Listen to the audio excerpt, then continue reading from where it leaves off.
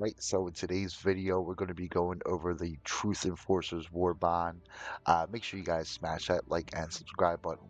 It's greatly appreciated. Now let's get right into it, guys.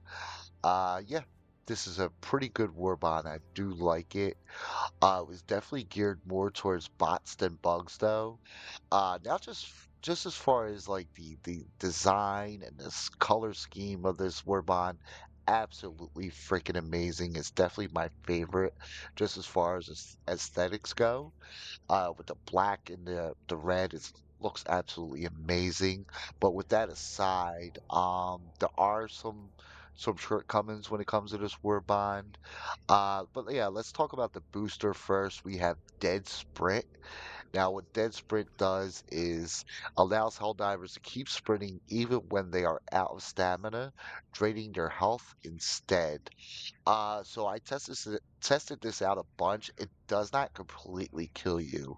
Now, even if you're sprinting as long as you can and you fully drain your health will stop at one. So it can't technically kill you as long as don't get hit. You can actually stim, and you're good to keep going. And yeah, that's the booster. It's decent. Don't know how much I'm actually going to be using it.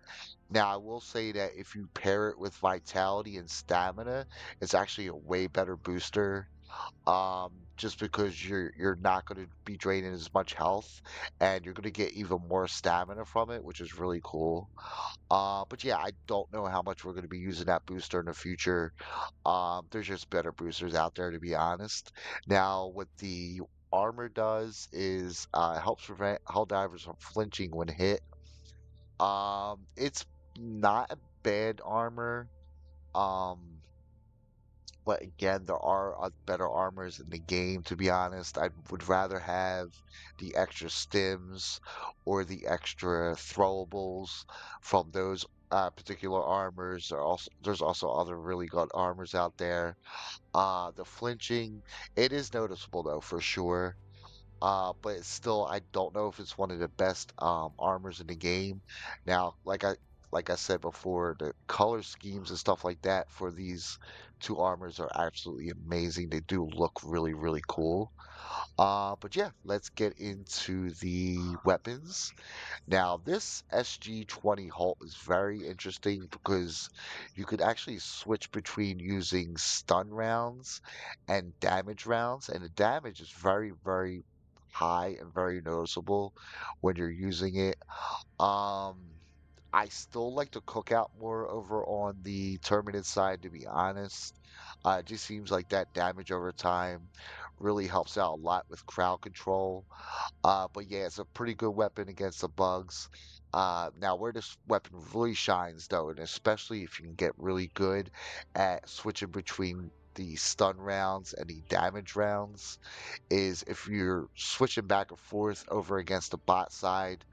Yeah, you could use this really, really effectively in controlling like crowds of bots, and it could keep you alive a lot over there on the bot side. Highly recommend you guys checking this out over on the automaton side for sure. Now the SMG 32 reprimand again. It is very powerful over on the bug side.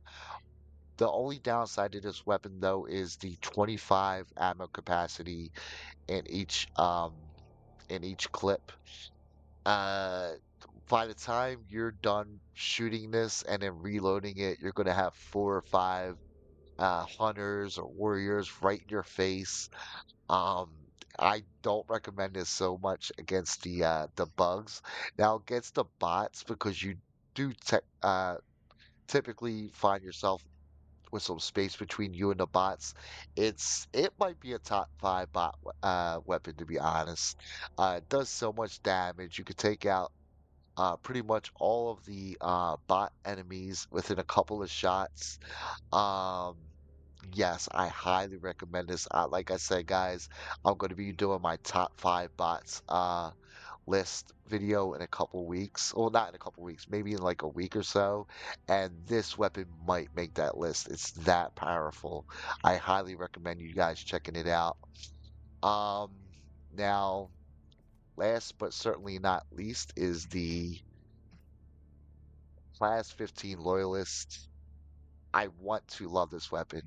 I really do, guys. I love the plasma based weapons in this game. Um, Against the bugs, I don't recommend this weapon pretty much at all. By the time you fully charge this up, yeah, you're gonna have 4 or 5 bugs right in your face. Now, as far as the bots go, it's a lot stronger.